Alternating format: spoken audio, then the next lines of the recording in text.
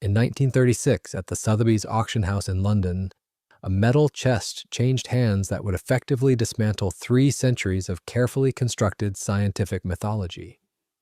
The buyer was the economist John Maynard Keynes.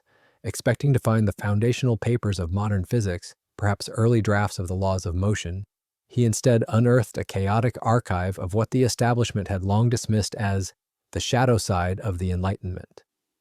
Inside were hundreds of thousands of words written in the hand of Isaac Newton, but they did not concern gravity or the calculus. They were obsessive, rigorous investigations into biblical prophecy, the floor plans of the Temple of Solomon, and the chemical recipes of alchemy.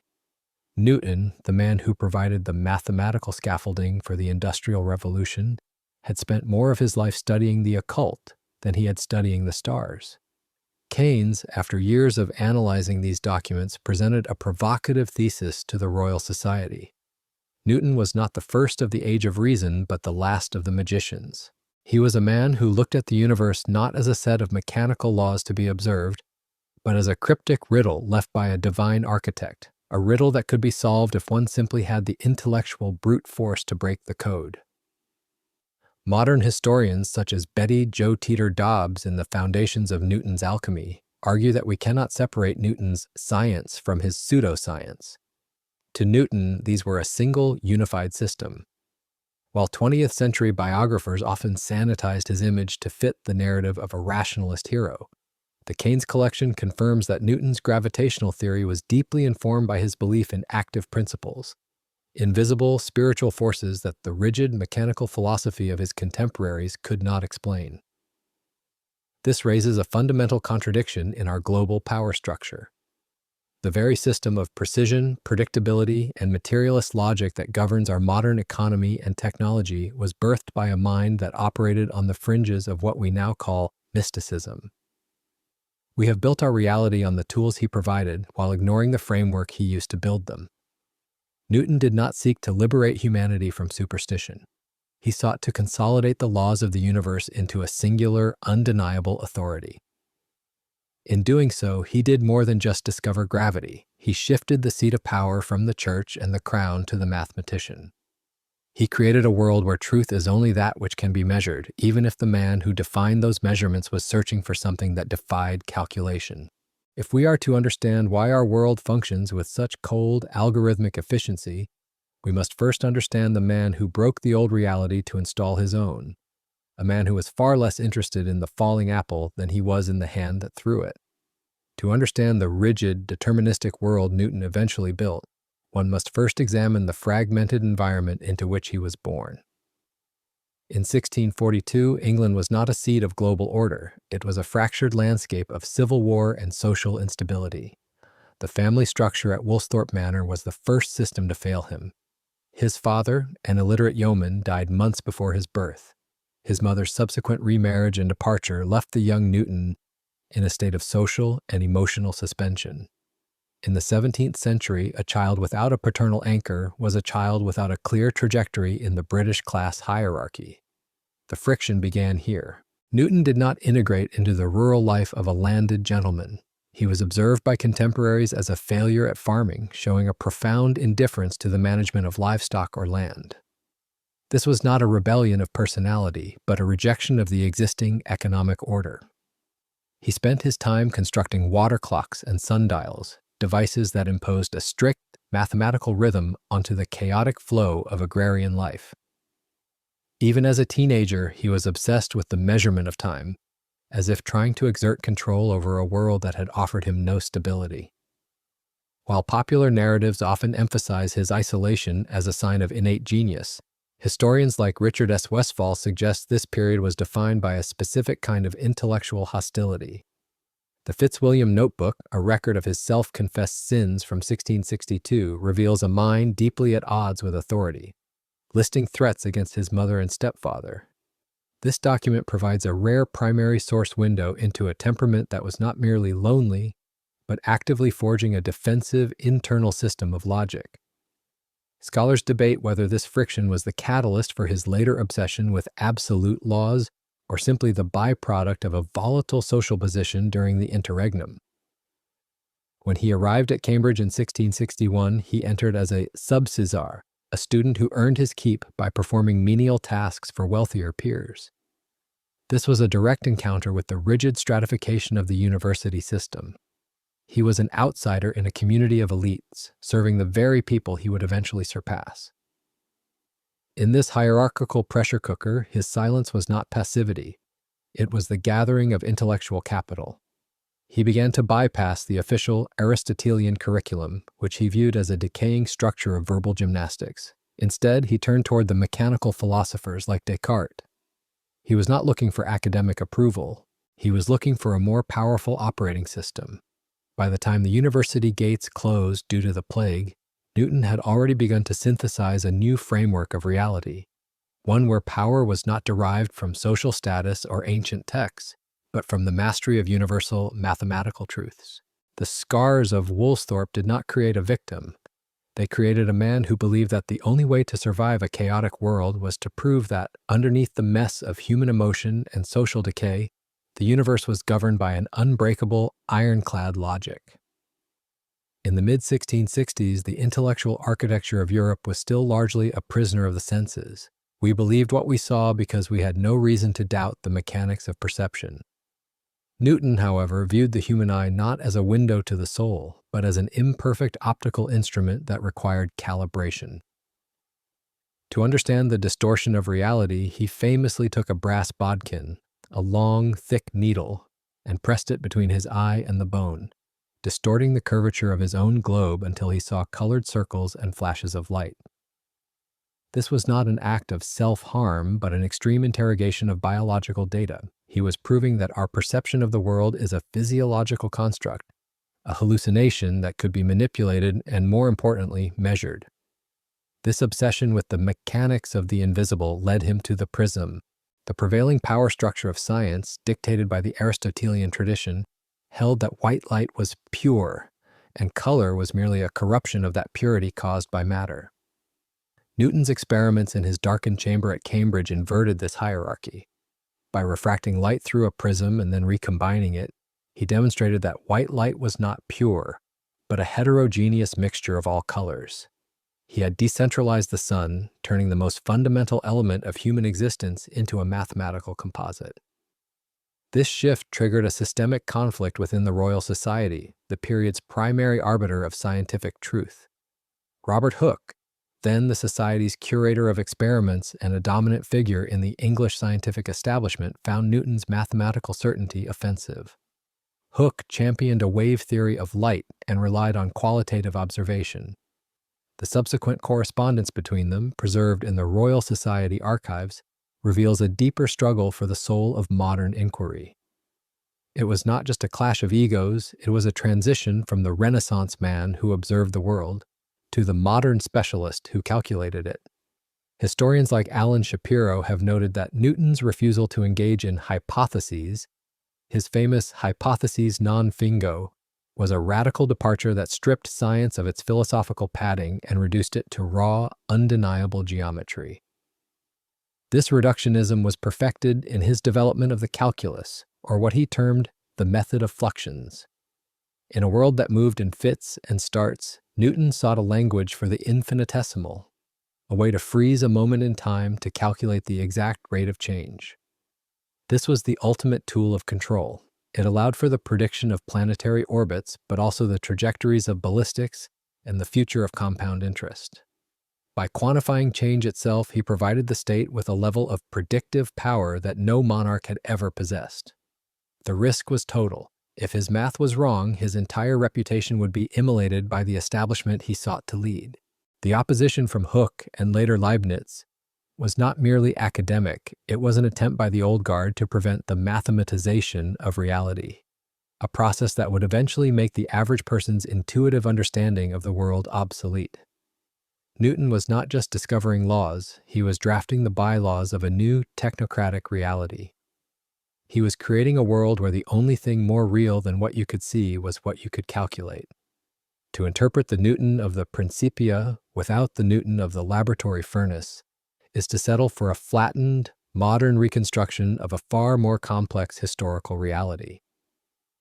When we examine the millions of words he left behind on alchemy, a body of work that dwarfs his writings on physics, we are forced to confront a systemic paradox.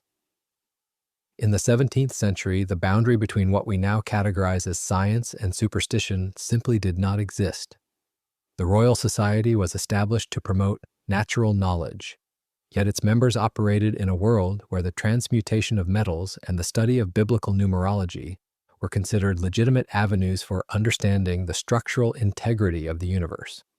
Historians such as William Newman and Lawrence Principe have challenged the 20th century sanitized view of Newton.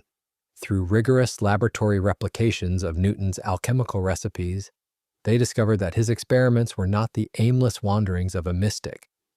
Instead, they were systematic, highly disciplined chemical investigations. Newton was applying a proto-scientific method to the occult. The debate among modern scholars isn't whether Newton was crazy, but rather how his alchemical belief in active principles, hidden forces that move matter, provided the conceptual leap necessary for him to imagine gravity, an invisible force acting across a vacuum, an idea that his more rationalist peers initially dismissed as an occult fantasy. This suggests that our modern division between faith and logic is an anachronism we have projected backward. Newton's theology was not a hobby, it was the foundation. He viewed himself as an interpreter of a divine blueprint. To him, the laws of motion and the prophecies of the Book of Daniel were parts of the same governing system.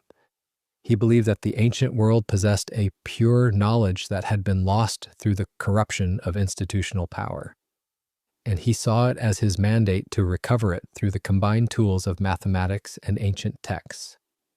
We must recognize that the Age of Reason was built by a man who spent his nights staring into crucibles, convinced that the material world was merely a veil for a deeper spiritual machinery. If Newton had been the purely secular rationalist we often pretend he was, he might never have found the courage to propose a universe governed by invisible mathematical laws. Our reality, the one of satellites and silicon, is the byproduct of a mind that believed it was decoding the very language of a creator. We inherited his results, but we have largely abandoned the system of belief that made those results possible. In 1684, the scientific world reached a structural impasse. The Royal Society in London was gripped by a fundamental debate. What force dictated the movement of the heavens? Edmund Halley, Christopher Wren, and Robert Hooke could intuit the answer, but they lacked the mathematical architecture to prove it. When Halley traveled to Cambridge to consult Newton, he didn't find a scholar eager for fame, but a man who had already solved the mechanics of the universe years prior and simply hadn't bothered to tell anyone. Newton's casual admission that he had calculated the elliptical orbits of planets was the catalyst for what would become the most significant realignment of human knowledge in history. The production of Philosophia Naturalis Principia Mathematica was not an act of quiet contemplation. It was a period of high-intensity intellectual isolation that pushed the boundaries of human endurance. For 18 months, Newton became a ghost within the walls of Cambridge. He reportedly forgot to eat and sleep, his mind entirely consumed by the task of translating the physical world into a series of geometric proofs. This was the moment the mechanical universe was codified. He was moving beyond mere observation to create a predictive system, a master key that could unlock the movement of every object in existence, from a pebble to a star. While popular history frames this as a period of solitary triumph, historians like Mordecai Feingold emphasize the immense institutional and financial pressure surrounding the book's publication. The Royal Society, having bankrupted itself on an illustrated history of fish, could not afford to print it. Halley had to personally subsidize the publication, acting as an editor, financier, and diplomat. Furthermore, the breakdown Newton experienced during this era is a subject of intense academic debate. While some, such as biographer Richard Westphal, point to symptoms of extreme exhaustion and paranoia, others argue this was the natural friction of a man attempting to synthesize an entirely new paradigm of physics while simultaneously defending his intellectual property from rivals like Robert Hooke. The Principia did more than provide 3 laws of motion. It established a new hierarchy of power. It stripped the universe of its qualitative mysteries and replaced them with quantitative certainties. by proving that the same gravity that pulled an apple to the earth also kept the moon in its orbit. Newton destroyed the ancient distinction between the celestial and the terrestrial. He brought the heavens under the jurisdiction of earthly mathematics. However, the cost of this total systematization was a profound mental tax. As the final proofs were being prepared, Newton was not a man at peace. He was embroiled in bitter disputes over priority and accuracy. The pressure of defining the absolute laws of reality had brought him to the edge of his capacity. He had succeeded in breaking the old reality, but in doing so he had tethered himself and the rest of humanity to a clockwork universe that left very little room for anything that could not be proved on a page. By the 1690s, the recluse of Cambridge had been replaced by a titan of the British establishment. Newton moved from the abstract contemplation of gravity to the physical administration of the state, taking the role of warden and later master of the Royal Mint. This was not a ceremonial retirement, it was a systemic overhaul. The British currency was in crisis, crippled by clipping and counterfeiting that threatened the stability of the burgeoning empire. Newton approached the economy with the same cold mathematical rigor he applied to the stars. He implemented the Great Recoinage, transforming the mint into an industrial factory of precision, turning money into a standardized, unforgeable unit of state power. As president of the Royal Society, he exercised a level of institutional dominance that bordered on the autocratic. Under his leadership, the society was no longer a loose collection of gentlemen amateurs. It became a disciplined body serving a Newtonian orthodoxy. His rivals, most notably Robert Hooke and Gottfried Wilhelm Leibniz, were methodically marginalized. When the dispute over the invention of calculus reached its peak, Newton didn't just participate in the debate. He curated the jury, writing the official report of the Royal Society that exonerated himself. The traditional narrative of Newton at the Mint often paints him as a heroic detective chasing down criminals like the notorious forger William Challoner. However, economic historians such as C.E. Challis offer a more nuanced institutional analysis. Newton's true impact was the formalization of the gold standard. By setting a fixed price for gold in terms of silver, he inadvertently shifted Britain's monetary system, providing the financial predictability necessary for the rise of the London stock market. This transition was not a stroke of genius, but a byproduct of his obsession with absolute, immutable standards.